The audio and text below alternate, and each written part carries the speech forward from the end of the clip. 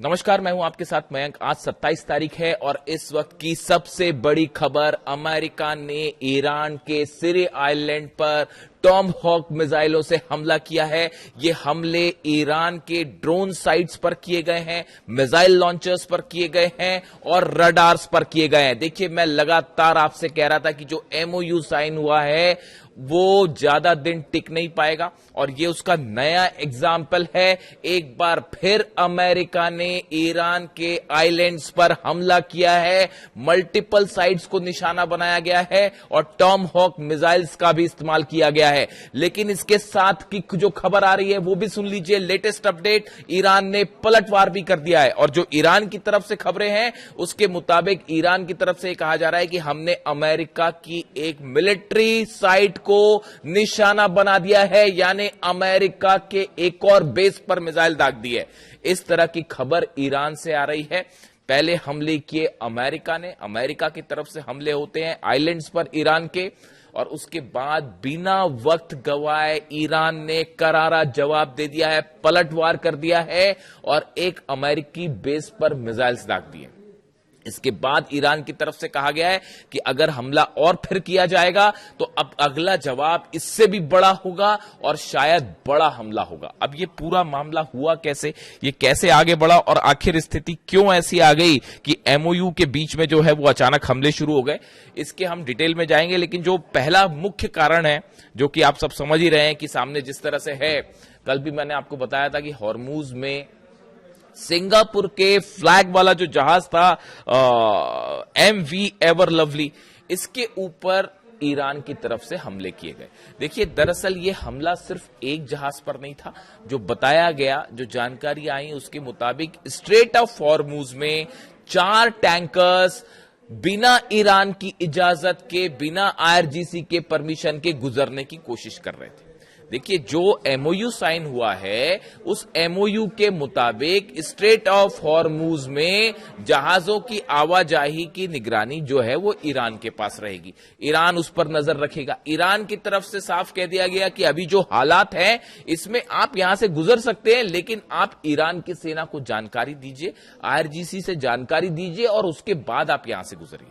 लेकिन क्या हो रहा था, पिछले 5 दिनों से लगातार ये कोशिशें हो रही थी कि बिना सेना को, ईरान की सेना की जानकारी के हॉर्मूज से जहाज निकालने की कोशिश हो रही थी। और सबसे जो अहम खबर है, ओमान के जरिए एक नया रास्ता बनाने की कोशिश हो रही थी, जो पूरी तरह से ईरान की सेना को बाईपास करके, यानी ईरान की सेना आईआरजीसी की जानकारी के बिना जहाजों को हॉर्मूज से निकालने के लिए, ओमान के पास से निकालने के लिए एक नया रास्ता बनाया जा रहा था, जो अमेरिका शायद इस पूरे प्लान के पीछे था। ओमान जो अब तक ईरान के साथ मजबूती से खड़ा रहा, लेकिन कैसे पिछले 2-3 दिनों में ओमान की तरफ से बयान आए और ओमान के करीब से रास्ते से जहाज निकालने की कोशिश, ये बड़ा हैरान करने वाला है। ईरान ने इसकी तरफ से आपत्ति भी जताई थी, ओमान के विदेश मंत्री से बात भी हुई थी, लेकिन उसके बावजूद ये सिंगापुर का जो फ्लैग वाला जहाज था लवली, इसको वहां से निकालने की कोशिश हुई। इसके पीछे 3 जहाज और थे, चारों जहाजों पे ईरान ने ड्रोन स्ट्राइक्स करी। उसमें से ये जो सिंगापुर का जहाज था इसको सीधा हिट किया ड्रोन ने। बाकी 3 जहाजों के हालात कैसे हैं वो अभी साफ नहीं है। जो डोनाल्ड ट्रंप कह रहे हैं, कल उन्होंने प्रेस कॉन्फ्रेंस की रात को और उन्होंने जानकारी दी कि जो है 3 ड्रोन हमने रोक दिए, 4थे ड्रोन ने हिट किया जहाज को, इस तरह की बात उन्होंने कही। लेकिन 4 जहाजों को निशाना बनाने की बात कंफर्म कर दी गई है अमेरिका की तरफ से। ऐसे हालात में कल जब डोनाल्ड ट्रंप की प्रेस कॉन्फ्रेंस हुई और उनका यह कहना था कि जो है इसका जवाब दिया जाएगा या इस तरह की जो बातें थी, तभी साफ था कि सेंटकॉम जो है वो अटैक करेगा। और उसके बाद हालात ये हुए कि सुबह होते होते जो है वो सेंटकॉम की तरफ से, अमेरिका की तरफ से हमले किए गए ईरान के सिरी आइलैंड पर, जहां पर वो ड्रोन साइट्स को निशाना पहुंचाया गया, मिसाइल लॉन्चर्स को पहुंचाया गया जहां से हमले होते हैं, या रडार्स को निशाना बनाने की कोशिश की गई और यहां हमले हुए हैं। और मेरी जानकारी के मुताबिक टॉम हॉक मिसाइल का भी इस्तेमाल किया गया है। ये बड़ा गौर करने वाली बात है कि अगर टॉम हॉक मिसाइल का इस्तेमाल है तो ये एस्केलेशन बड़े लेवल पर हो सकता है। लेकिन उसके बाद जैसे ये हमले हुए, ईरान की सेना ने आईआरजीसी ने जो अभी तक खबरें सामने आ रही हैं कि एक अमेरिकी बेस को नुकसान पहुंचा दिया है, मिसाइल हिट कर दिया है। और अब अभी देखना यह है कि ये हिट किस तरह का हुआ है और अमेरिका के मिसाइल, अमेरिका के जो बेस है उसको कितना नुकसान हुआ है। देखिए ये कोई बड़ी बात नहीं है ईरान के लिए, ईरान जब चाहे तब अमेरिका का किसी भी बेस को उड़ा सकता है, पेट्रियट थर्ड नहीं रोक पाएंगे। लेकिन अब ये देखना है कि यहां पर कितना बड़ा नुकसान हुआ है। अब इस बीच में देखिए जेडी वेंस का बयान आया है, उपराष्ट्रपति का। उनका कहना है कि भाई हिंसा का जवाब हिंसा से दिया जाएगा। यानी जेडी वेंस ने ये कहा कि अगर ईरान को कोई आपत्ति थी तो हमें पहले इसकी जानकारी देनी चाहिए थी, टैंकर्स पर हमला नहीं करना चाहिए था, और अब जो है वो हिंसा का बदला हिंसा से दिया जाएगा, हिंसा का जवाब हिंसा से दिया जाएगा। इस तरह से जेडी वेंस का जो जवाब है वो आया है।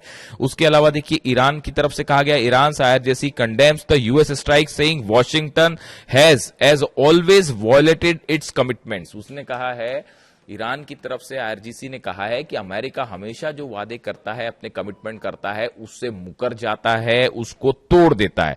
And that Iran's navy has targeted locations in the region where US forces are deployed. इन्होंने कई लोकेशन की बात कर रहा है ईरान कि हमने अमेरिका की कई लोकेशंस पर जहां पर अमेरिकी सैनिक मौजूद हैं उनको निशाना बनाया है।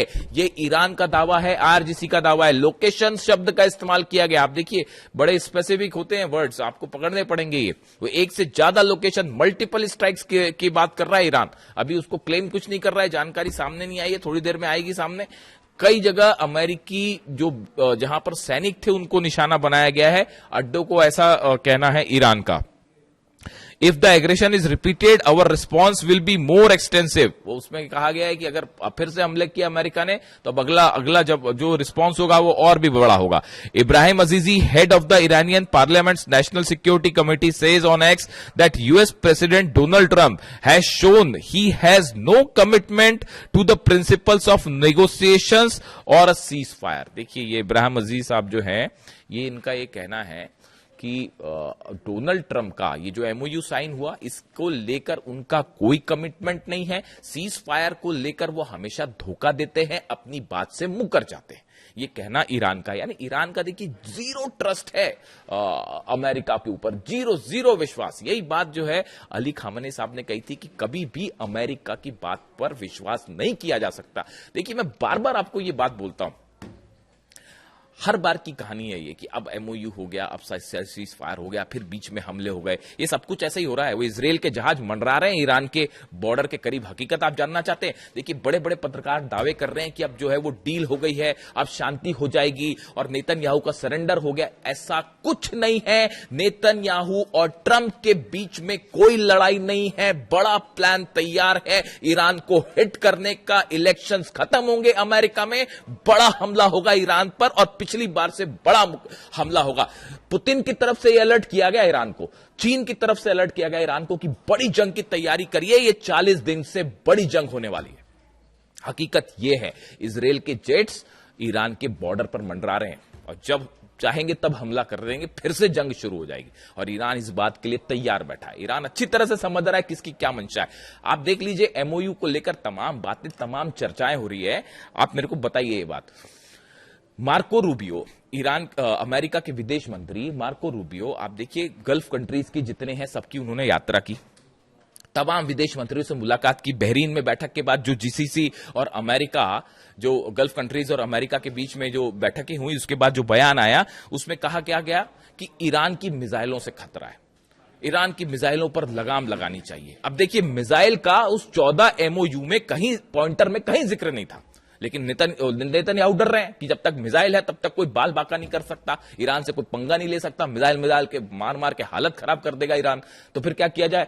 तो अब धीरे से वो मिसाइल को कैसे करके जो है उस एमओयू का हिस्सा बनाया जाए, कैसे मिसाइलों को भी जो है इस डील का हिस्सा बनाया जाए, मिसाइलों पर कैसे लगाम लगाई जाए। तो उसका तरीका क्या है? अब जितने अरब देश हैं उनसे बात करके शुरू हो गया। अरब देश भी कह रहे हैं कि हाँ नहीं, मिसाइल तो खतरनाक है, मिसाइल पर रोक लगनी चाहिए। ये साजिश होती है कि एमओयू पर आप हटके नई शर्तें उसमें जोड़ने की कोशिश। ये बात क्या ईरान को समझ नहीं आ रही? एक एक बात समझ में आ रही कि किस तरह से आप जो है एमओयू की मूल शर्तों से हटने की कोशिश कर रहे हैं, उसमें नए चीजों को जोड़ने की कोशिश कर रहे हैं। यही अली खामनेई साहब कह रहे थे, हमेशा वो यही कहते थे कि आप जो है पहले से तय कर दोगे क्या करना है, फिर कुछ शर्तें रखोगे, फिर उसमें एक्स्ट्रा चीजें जोड़ने लगोगे। मिसाइल वाला मामला यही है जो जीसीसी की बैठक के बाद प्रस्ताव आया। आप देखिए 300 अरब डॉलर को लेकर जो बात है, क्या कहीं लिखा हुआ उसमें कि अमेरिका से अनाज खरीदेगा ईरान? कहां लिखा है एमओयू में? बताइए। मैंने तो रट डाला एक एक पूरा एमओयू, जितना एक एक पॉइंटर्स जो है, कौन से पॉइंट में क्या लिखा है, उसका क्या एक्सप्लेनेशन हो सकता है, कैसे वो, मैंने एक एक चीज रट डाली है जब से ये एमओयू साइन आया है। 14 पॉइंटर्स जो आए उसमें 300 अरब डॉलर में कहां लिखा है कि ईरान जो है वो अमेरिका से किसी भी तरह की कोई चीज खरीदने को बाध्य है? डोनाल्ड ट्रंप क्यों पीछे पड़े हुए हैं कि अनाज खरीदिए, अनाज खरीदिए हमसे? ईरान खरीदे नहीं खरीदे, ईरान क्या करे वो ईरान डिसाइड करेगा। आप कौन होते हैं डिसाइड करने वाले कि उससे अनाज खरीदना नहीं खरीदना? ये कौन सा एमओयू हुआ, ये कौन सी शर्त हुई? इसीलिए ईरान कहता है कि आप जब सामने वाले की इज्जत नहीं करेंगे तो फिर इज्जत नहीं मिलेगी आपको। आप जैसा टिट फॉर टैट, हमला करोगे तो हमला मिलेगा।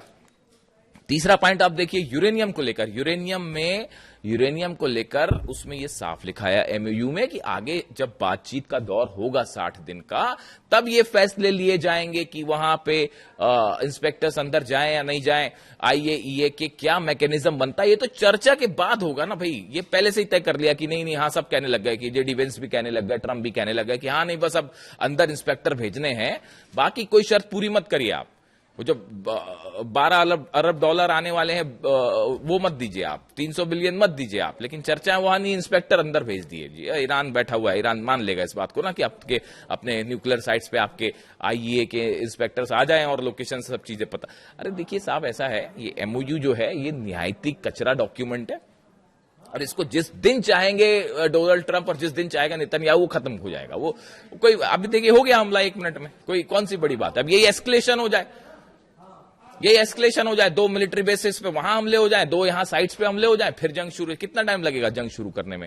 ये जंग एमओयू अपनी सुविधा के मुताबिक। अच्छा, कल मैं एक और खबर देख रहा था कि अमेरिका के कुछ सेना के बेसिस खाली किए जा रहे हैं, इस तरह की भी खबर थी। अरे भाई, वो सेना के जो बेसिस खाली किए जा रहे हैं वो एक बड़े वॉर प्लान के हिस्से के तहत किए जा रहे हैं कि जहां जहां ईरान ने ठोका है तो ऐसी जगह से बेसिस हटा लीजिए जो हमारे काम के नहीं है और जो जिनका इस्तेमाल स्ट्रैटेजिकली नहीं होना है, वरना वहां पे फिर कैजुअलिटी होगी, फिर जंग होगी, फिर मारेगा खुर्रमशहर, फतेह मारेगा तो क्या करेगा थार्ड और क्या करेगा पेट्रियट? नहीं रोक पाएगा। तो ऐसी जगह के लोकेशंस हटा लीजिए।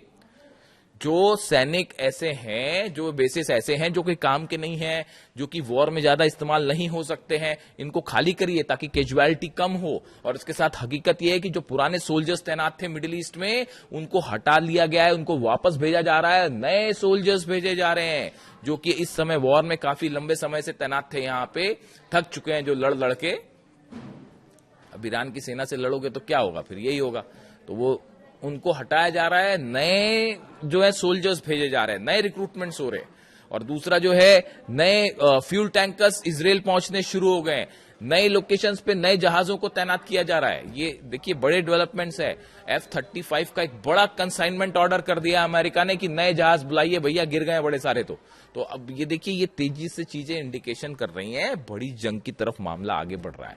अब हकीकत यह है फिलहाल कि अमेरिका की तरफ से मिसाइल्स दागी गई हैं, ईरान की तरफ से जो दावे हो रहे हैं कि हमने मिलिट्री बेसिस पे कई जगह मिसाइल्स दाग दिए हैं, हॉर्मूज बंदी है। आप हॉर्मूज को देखिए, ऐसा है हॉर्मूज को खुलना नहीं खुलना वो ईरान पर डिपेंड करता है।